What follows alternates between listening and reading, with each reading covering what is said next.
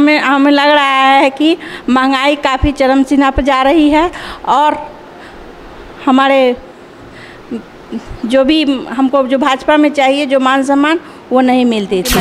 Ticket अगर ticket मिलेगी तो लड़ना तो कौन नहीं चाहेगा लड़ना, हर कोई चाहेगा, मैं भी लड़ूंगी टिकट चाहे मतलब कि कहीं से भी पार्टी टिकट देगी। हमको कोनो पहचान का मोहताज थोड़ी है, जिला परिषद के अध्यक्ष रह चुके हैं, मेरा पहचान का कोई मोहताज नहीं है। नमस्कार, आप देखना शुरू कर चुके हैं फर्स्ट लुक बिहार। मैं सेजल आपके साथ।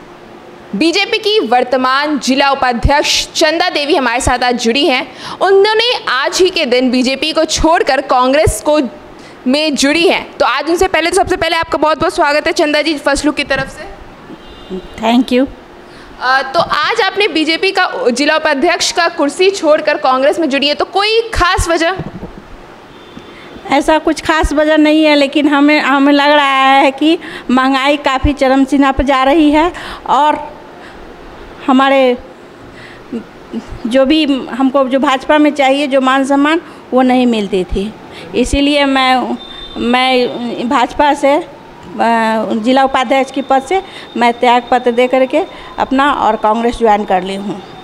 आपने कहा कि बीजेपी में आपको उतनी मान सम्मान नहीं मिल रही थी, ये मान सम्मान का किस वे में आपने कहा? ये मान सम्मान जैसे आज जितना चाहिए जो नेताओं आते थे, मैं जिला परिषद की पूर्व अध्यक्ष रह चुकी हूँ, मैं पूर्व अध्यक्ष के ही नाते मुझे जो मान सम्मान है मुझे अपने आप में थोड़ा सा अच्छा महसूस नहीं कर रहे थे और मैं देखी कि मुझे कांग्रेस में काफ़ी मान सम्मान मिलने की उम्मीद है और मैं उसी उम्मीद से कांग्रेस में ज्वाइन कर चुकी हूँ।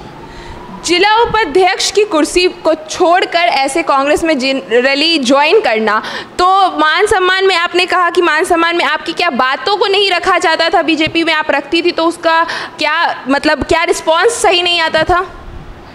रिस्पांस सही नहीं आता था और झूठा ज़्यादा बोला जाता था, क्योंकि जो वादा करते थे वो पूरा नहीं करते थे।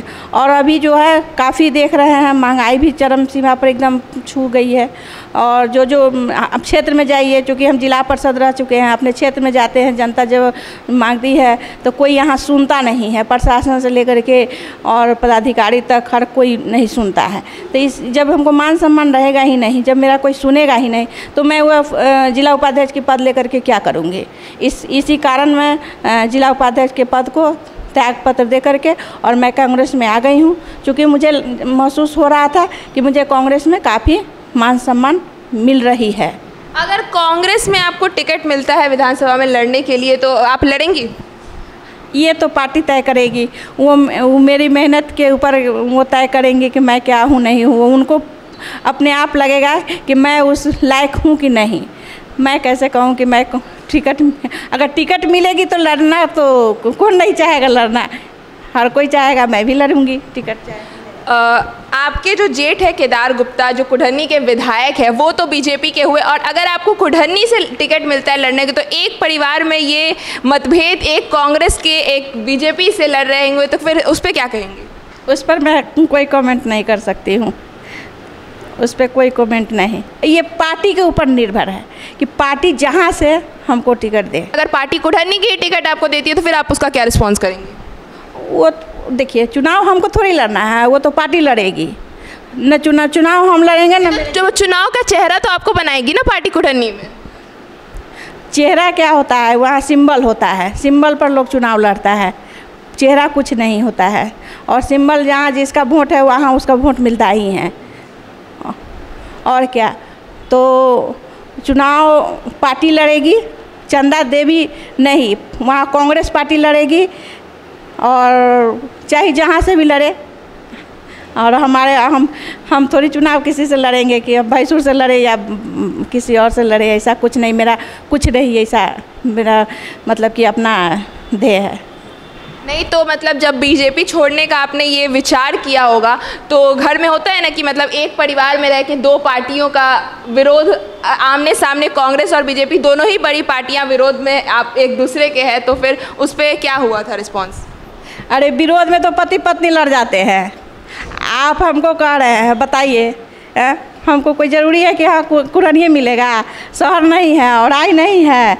यहाँ तो हम तो 11 विधानसभा में हम खुद उम्मीदवार, मतलब कि कहीं से भी पार्टी टिकट देगी, हमको कोनो पहचान का मोहताज थोड़ी है।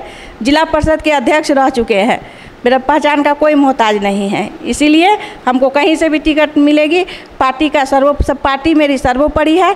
मैं कांग्रेस पार्टी को अपने तन मन धन से अर्पण अपना स्वीकार करती हूँ। तहे दिल से उनका मैं हार्दिक भी अभिनंदन करती हूँ कि उन्होंने अपने पार्टी में हमें शामिल किया और हम पर विश्वास जताया। उस विश्वास पर मैं हर हमेशा और एकदम खरी उतरूँगी। तो कांग्रेस पार्टी के साथ आप जो जुड़ी हैं, तो ये विश्वास, तो आपने आज जब ज्वाइनिंग किया तो वहाँ के सदस्यों का क्या मतलब आपके साथ जो व्यवहार था, क्योंकि आपने कहा कि बीजेपी में आपको उतना सम्मान नहीं मिल रहा था जितना आप सम्मान चाहती थी, तो इस बार बीजेपी से कांग्रेस में आने के बाद तो कांग्रेस के सदस्यों का कैसा व्यवहार रहा आपके साथ? बहुत अच्छा रहा, बहुत अच्छा रहा। और उन्होंने कहा भी कांग्रेस में, तो उन्होंने कहा भी कि हाँ आगे आपका भी देखा जाएगा, क्योंकि कांग्रेस में 33% महिला है, तो आपसे अच्छा तो अभी तक कोई हमको नहीं लग रहा है कि उम्मीदवार हो, वो भी अति पिछड़ा में। इसीलिए ऐसा बोला गया है, लेकिन ऐसा कुछ हम सोच करके नहीं, वो नसीब से जो जिसको भाग में जो होता है वही मिलता है, भाग से ज़्यादा किसी को मिला नहीं है, तो वो तो पार्टी तय करेगी, हम कैसे कहें। जी बहुत बहुत धन्यवाद हमारे साथ जुड़ने के लिए और बताने के लिए। चंदा देवी ने कहा कि बीजेपी में उन्हें उनके हिसाब का आत्मसम्मान नहीं मिल रहा था, जिस वजह से उन्होंने बीजेपी छोड़ कांग्रेस को ज्वाइन किया है और इस बार हर विधानसभा से लड़ने के लिए वो पूरी तरह से तैयार है। भले उन्हें कांग्रेस किसी भी विधानसभा में भेजे, 11 क्षेत्र में जाने के लिए वो पूरी तरह से तैयार है और कांग्रेस पार्टी के साथ पूरे समर्थन के साथ इस बार उतरेंगी चुनाव में। तो ये देखना बड़ा दिलचस्प होगा कि अगर कुढ़नी की उपचुनाव में अगर एक ही घर के बीजेपी और कांग्रेस के दोनों पार्टी के सदस्य अगर खड़े होते हैं आमने सामने, तो ये देखना, ये तकरार काफ़ी दिलचस्प होगा। इस खबर के लिए बस इतना ही और खबरों के लिए बने रहिए हमारे साथ। हमारे फेसबुक चैनल को लाइक कीजिए, हमारे यूट्यूब चैनल को सब्सक्राइब कीजिए। धन्यवाद।